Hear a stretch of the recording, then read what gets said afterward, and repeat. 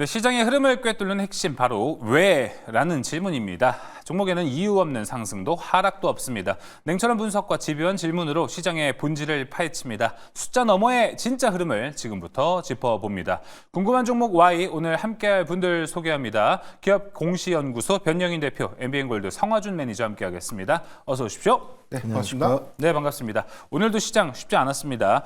오늘 저희가 궁금한 종목 Y 3가지 종목 준비해봤는데 이를 통해서 내일 전략, 오늘 리뷰 함께 해보시면 좋을 것 같습니다. 자, 궁금한 종목 Y 첫 번째로 들어가 보겠습니다. 첫 번째 공개해 주시죠. 혹시나 했는데 역시나 였습니다. 지난주 이 시간대 이 의약품 관세 품목 면제 이야기를 하면서 제약바이오 기대감이 생길까라는 이야기를 함께 나눴었는데 그때도 얘기했던 게 그래도 좀 조심하자라는 이야기를 저희가 좀 나눴던 걸로 기억을 합니다. 결국 이렇게 되어버렸습니다. 트럼프는 이제 수입산 의약품의 관세 부과를 발표하겠다, 발표 예정이다라고 하고 있습니다. 이 영향에 오늘 셀트리온을 비롯한 제약바이오 관련주들이 좀 하락을 했었는데요. 특히나 셀트리온은 5%가량 좀 빠지기도 했었습니다. 변영희 대표님, 네. 의약품 관세를 곧 발표한다고 합니다. 제약바이오도 이제 안전지대는 아니겠네요. 중요한 게 이제 관세 부과가 현실화가 좀 됐을 때 시장 영향이 좀 중요할 것 같은데 일단 상호 관세는 미적용이 됐지만 이 품목별 관세에서 아직 관세 부과율까지 확정된 그런 모습들은 아니고요. 이 부분은 미국과의 어떤 거래 비중이 좀 높은 기업들의 단기적인 어떤 영향들이 재차 좀 부각될 수 있는데 오늘 수급 기준을 보면 대표적인 CDMO사인 삼성바이오로직스가 1%대 좀 하락을 한 것에 비해서 셀트리온이 한 5% 정도 하락하게 된 그런 배경들은 미국향 비중이 셀트리온이 아무래도 더 높기 때문에 해당되는 영향이 좀 더 크게 반영되지 않은가라고 볼 수가 있겠습니다.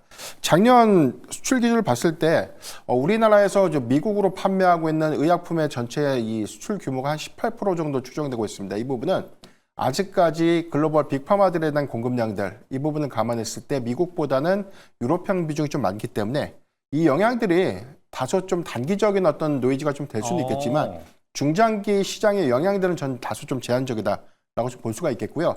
이 부분은 핵심 의약품의 경우에는 관세를 좀 부과할 수 있는 요인들은 미국 안에서에 대한 약가 인상과 좀 직결될 수 있는 요인들이기 때문에 이 부분은 조금 더 해석에 좀 차이가 좀 있겠지만 더 주시를 좀 해봐야 되지 않을까라고 좀 볼 수가 있겠습니다.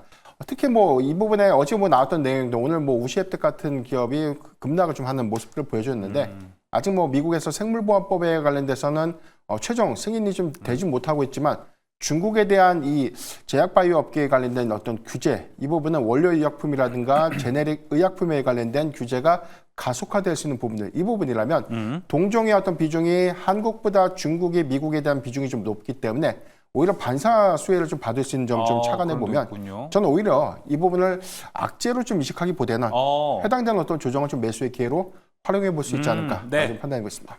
알겠습니다. 우리는 악재로 일단 소개를 했지만 셀트리온만 봤을 때는 오히려 좀 긍정적으로 볼 수 있는 요소가 좀 보이는 것 같습니다. 그 첫 번째로 봤었을 때는 일단 셀트리온은 미국향보다는 유럽향 매출이 더 많다라는 것도 그 포인트가 잡을 수 있을 것 같고요.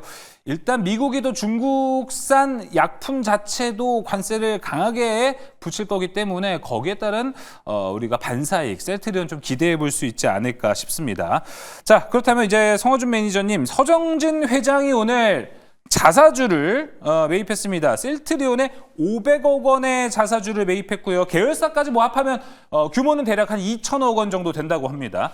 자사주 매입, 일단은 저는 모르겠습니다. 이게 좀 호재입니까? 소각을 해야 되는데.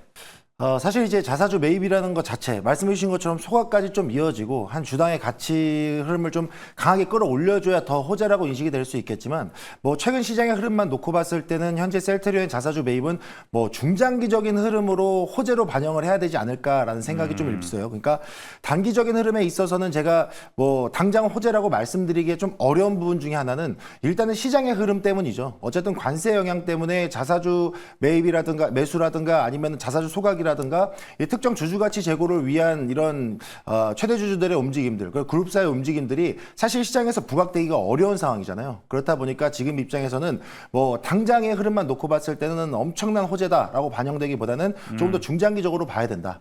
그리고 이제 중장기적으로 본다라고 했을 때는 뭐 당연히 서정진 회장의 자사주 매수는 어떻게 보면 이제 흔히들 이제 얘기하는 뭐 책임 경영 강화 뭐 이런 식으로 또 이야기할 수 있겠죠. 특히나 또 서정진 회장 혼자만의 뭐 500억 규모 매수가 아니고 계열사가 같이 참여해서 2천억 원 규모면 이건 사실 그렇게까지 작은 규모는 아니거든요. 네. 게다가 최근에 주가가 하락한 부분을 생각하면 사실 서정진 회장의 이 가지고 있는 주식의 가치가 좀 많이 하락한 부분도 있는데 거기에 500억을 또 추가 투입한다. 이거는 사실 어떻게 보면 뭐 반등용 쇼다 뭐 이런 얘기라고 하기보다는 좀 주가 방어를 위한 좀 결심이다라고 해석을 좀 할 수도 있을 것 같아요. 그래서 지금 당장의 흐름만 놓고 봤을 때는 바로 시장이 반등이 나오거나 뭐 강한 움직임이 나오긴 좀 어렵겠죠. 시장 분위기상. 하지만 중장기적으로 봤을 때는 충분히 흐름 좀 지켜보셔도 좋다 말씀드리겠고요. 네.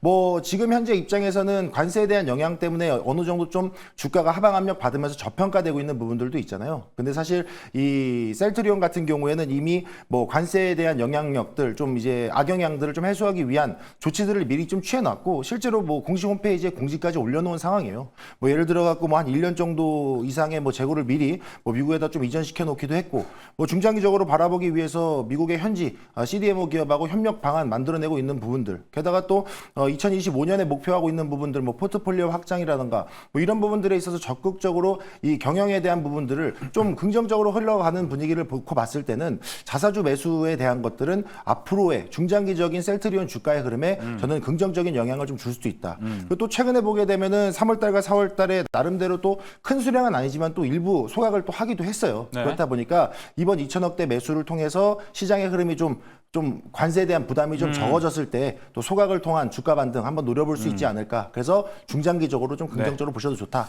이렇게 정리하겠습니다. 알겠습니다. 서정진 회장이 작년부터 뭐 이제 자사주 매입했던 거 생각해 보면은 한 몇 천억은 될 것 같은데 요 큰 물량들 소각을 해준다면은 셀트리온 주주들 아주 좋아할 것 같습니다. 변영희 대표님, 근데 지금 채팅창에 김피오레님께서 올려주신 내용이 있습니다. 셀트리온 공매도도 심해서 유유 이렇게 좀 보내주셨습니다. 공매도에 대한 위험도 좀 있습니까 지금? 일단 뭐 대체 잔고 비중이 항상 높은 그런 종목들의 경우에는 언제든지 이제 공매도로 전환될 수 있는 그래서 우리가 통상적으로 유동주 식수 대비해서 한 5% 정도를 좀 상회하는 대체 잔고 비중에 포함된 그런 종목들의 경우에는 잠재적 요인으로 확인을 해볼 수가 있겠는데 사실 뭐 오늘 뭐 셀트리온의 공매 영향보다는 시장의 어떤 전반적인 영향이 좀 더 크다라고 볼 수가 있겠고 일단 이 부분에 대한 관세 리스크가 현실화된 부분은 아니기 때문에 향후의 영향도 관점에서 저는 제한적이다라고 볼 수 있겠고 우리가 셀트리온의 2024년도 대비 올해 실적 성과 관점에서는 오늘의 어떤 급락 52조 신저가를 좀 기록했기 때문에 점진적인 어떤 바닥 확인이 좀 확인된 시점이라면 저는 분할 매수 관점에서 접근도 좀 가능하지 않을까 판단하고 있습니다. 알겠습니다. 변영희 대표는 그래도 꽤나 셀트리온에 대해서 긍정적인 이야기를 많이 하고 있습니다. 자, 첫 번째 궁금한 종목은 여기서 마무리해 보도록 하겠고요. 궁금한 종목 Y 두 번째로 넘어가 보겠습니다. 두 번째 공개해 주시죠. 자, 넥스틸. 저희 야간투자본부 용호상박의 또 강현균 매니저의 종목이기도 합니다. 이 넥스틸. 오늘 급등을 한 모습을 좀 보여줬었는데요. 힘든 시장 안에서 확실히 관세로부터 희망의 한 줄기를 받은 섹터와 종목들은 좀 있었습니다. 트럼프와 이제 한덕수 권한대행의 통화 말고도 베센트 재무장관이 알래스카에 참여해라 적극적으로 이야기를 하면서 오늘 이쪽 섹터들이 좀 강하게 움직였습니다. 변영인 대표님, 네. 트럼프와 이제 한덕수 권한대행의 통화 이후로 확 올라갔는데 요거 좀 이제 연속성을 가져갈까요?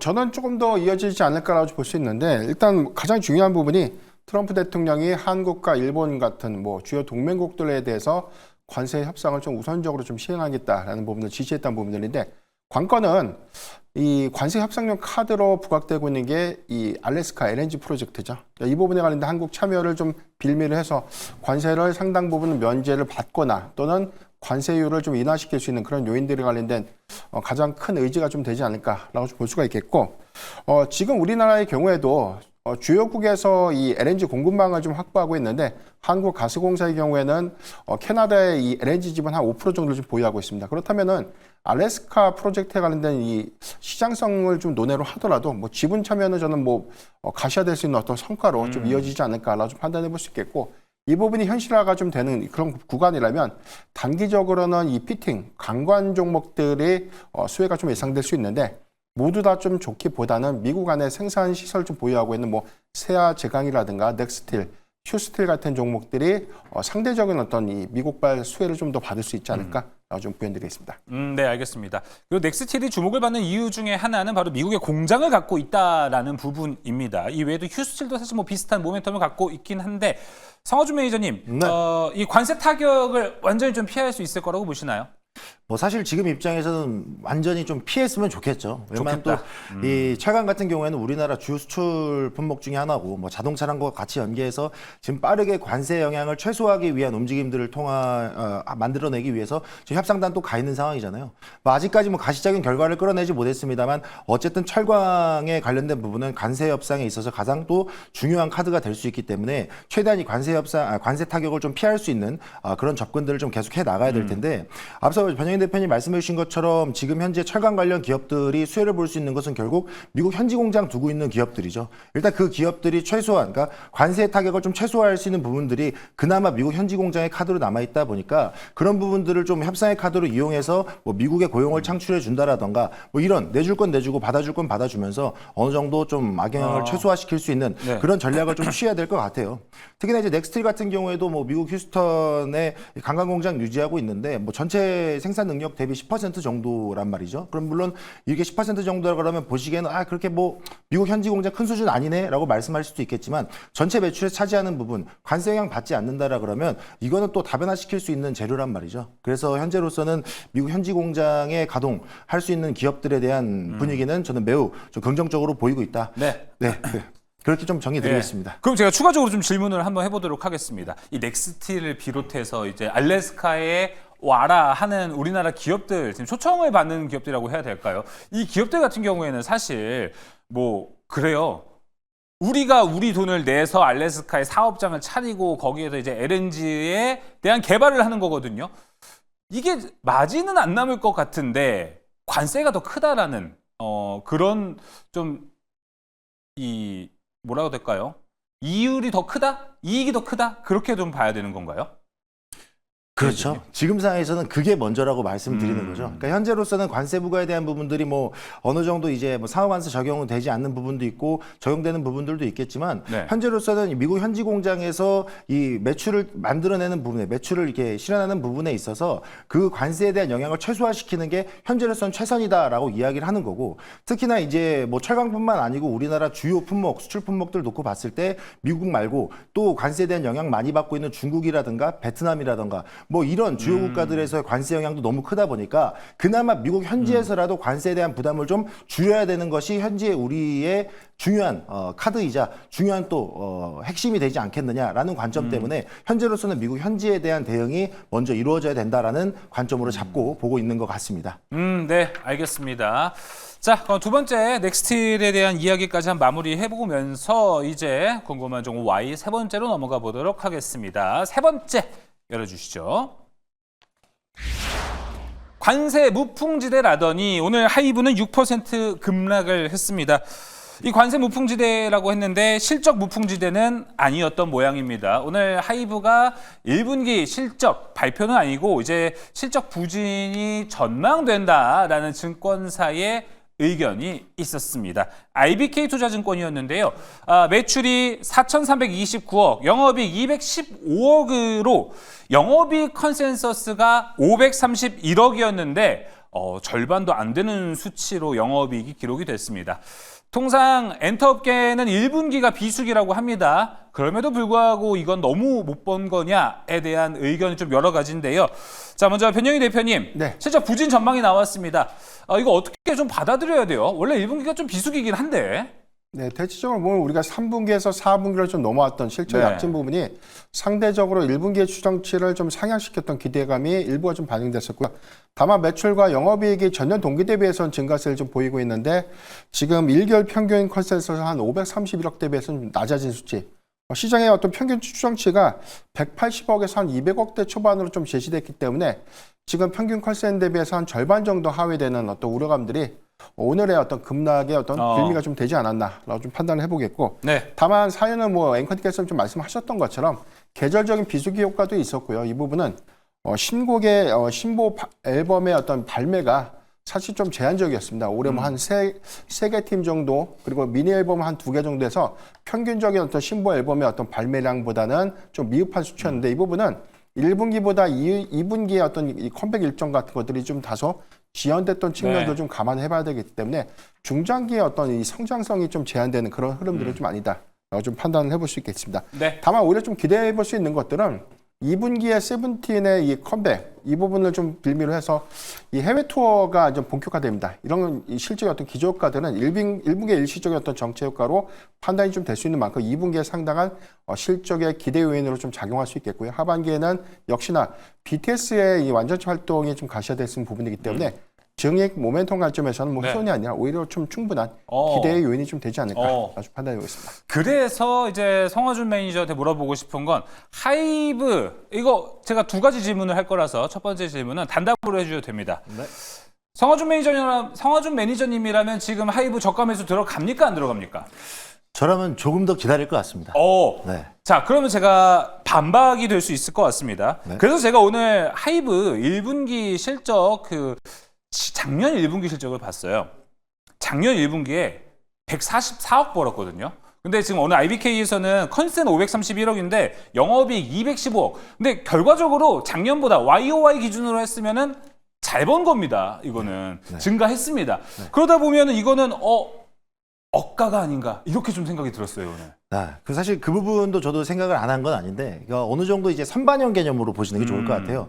그러니까 어쨌든 하이브를 비롯해서 일부 엔터주의 흐름들을 놓고 보시면 최근에 나름대로 이제 중국 한한령 해제 기대감에 엔터주 관련 종목들이 시세를 좀 많이 내는 모습을 보였죠. 그래서 저희가 이제 엔터주 관련해서도 뭐 YG라든가 아니면 뭐 JYP라든가 뭐 주요 엔터 종목들도 나름대로 이제 고점에 대한 차익 실현 매물들이 좀 쏟아질 수도 있다라는 멘트도 제가 했던 적이 있는데, 현재로서는 이 하이브의 위치는 여러분들이 느끼기에는 관세 무풍지대인 건 맞아요. 하지만 지금 위치는 어느 정도 고점에서 실적에 대한 선반영을 좀 소화하고 이제는 좀 시장에 대한 흐름으로 좀 차익 매물, 좀 조정 구간에 들어가도 무관한 자리다, 이 말씀 드리고 싶은 겁니다.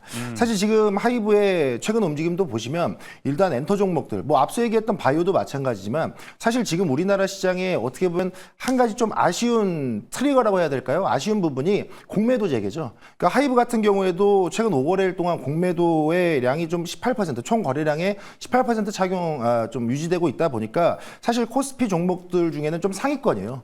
그렇다 보니까 이 공매도에 대한 매물, 게다가 또 시장에 대한 이제 그 시장의 리스크 회피 매물, 이런 것들 소화하고 있다 보니까 현재 하이브 입장에서는 내가 1분기 실적이 YY로 따지면 잘 벌었는데 여기서 우리가 더 갈 수 없을까? 뭐 변정인 대표님 말씀해 주신 것처럼 뭐 하반기에 뭐 BTS, 세븐틴 완전체 활동하면 사실 그에 대한 파급 효과는 더 크겠죠. 네. 하지만 현재의 입장에서는 공매도에 대한 여파, 시장 리스크의 여파, 그리고 일부 선반영에 대한 여파로 일단 어느 정도 좀 조정 국면을 좀 지켜봤으면 좋겠다. 그래서 조금 더 지켜봤다가 매수하는 관점으로 보자, 이렇게 네. 말씀드립니다. 알겠습니다. 잔존에 있는 리스크가 아직은 좀 있는 하이브고요. 하이브 매매하시는 분들 아마 아실 겁니다. 하이브 20만 원 이하는 너무 좋은 자리다라는 얘기가 많이 나와 있습니다. 그 부분도 잘 참고해 보시면 좋을 것 같고요.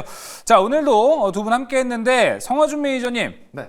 또 인사이트 전달해 줄 곳 안내해 주셔야죠. 네, 방송 끝나고 지금 이 시간 동안 못다한 이야기 좀 풀어드릴까 합니다. 유튜브에 MBN골드 성화준 매니저 또는 성화준 검색하시면 제가 1시간 동안 여러분들에게 여기서 못다한 이야기들, 그리고 뭐 하이브, 뭐 바이오, 셀트리온 관련된 이야기들 많이 풀어드리도록 할 테니까요. 늦은 시간이지만 함께 해주시면 많은 내용 담아가실 수 있을 것 같습니다. 네, 시장의 붕괴, 물음표, 타이밍을 노려라. 무슨 타이밍인지 궁금하시다면 성화준 매니저 무료 방송 가셔서 알아보시면 좋을 것 같습니다. 자, 오늘 궁금한 종목 Y 여기서 마무리하도록 하겠습니다. 지금까지 기업공시연구소 변영인 대표, MBN골드 성화준 매니저 함께했습니다. 오늘 말씀 고맙습니다.